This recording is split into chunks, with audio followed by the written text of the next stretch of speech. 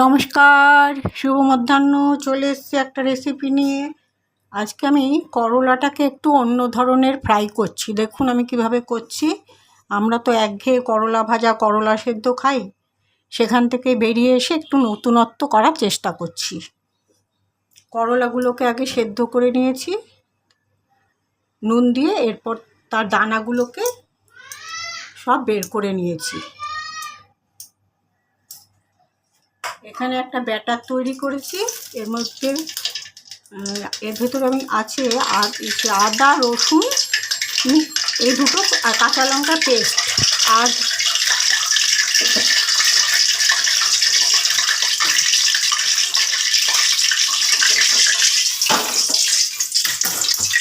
আদা, রসুন, কাঁচা লঙ্কার পেস্ট, আর একটু কাশ্মীরি রেড চিলি পাউডার, নুন, হলুদ, আর একটু পেঁয়াজ কুচি এর মধ্যে দিয়ে একটা ডিম দিয়ে ব্যাটারটা তৈরি করেছি। এবার আমি এটাকে করলাগুলোকে এর মধ্যে চুবিয়ে নিয়ে ডিপ ফ্রাই করছি।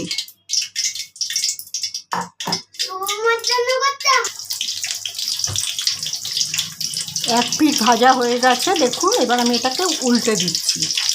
ব্যাটারটার মধ্যে একটা জিনিস আমার বলা হয়ে ওঠেনি, স্কিপ করে গেছি, সেটা হচ্ছে একটু গোলমরিচের গুঁড়ো দিয়ে নেবেন।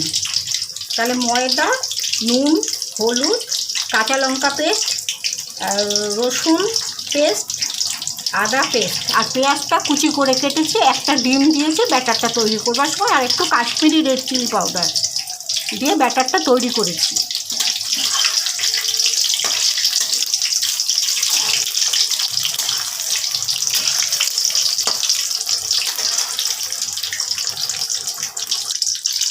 এবার আমি করলা ফ্রাইটা তুলে নিচ্ছি।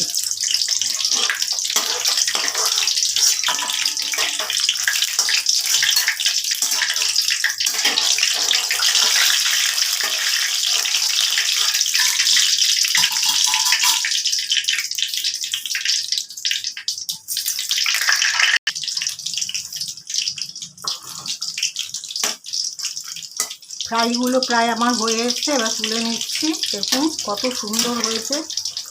আপনারাও করলাটাকে এরকমভাবে একবার করে খেয়ে দেখবেন, অত্যন্ত ভালো একটা স্বাদের খাবার।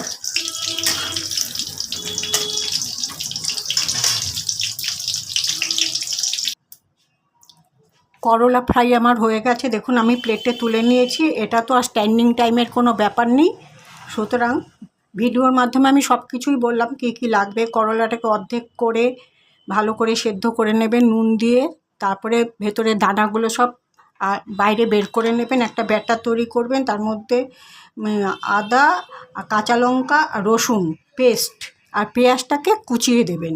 নুন, হলুদ, একটু কাশ্মীরি রেড চিলি পাউডার, গোলমরিচের গুঁড়ো, একটা ডিম, তাহলে ব্যাপারটা আরও টেস্টি হবে। একটা ডিম, অত্যন্ত বেশি ডিম দেবেন না, একটা ডিম দেবেন, আর ময়দা দেবেন। আমি সবসময় ব্যাটার ময়দা দিয়ে তৈরি করি, বাজার চলতে কোনো বেসন দিয়ে আমি কোনো ব্যাটার তৈরি করি না। অত্যন্ত ভালো হয় বড়াগুলো খেতে, প্রত্যেকে তাই বলে। আমি শুধুমাত্র ময়দা দিয়েই করি।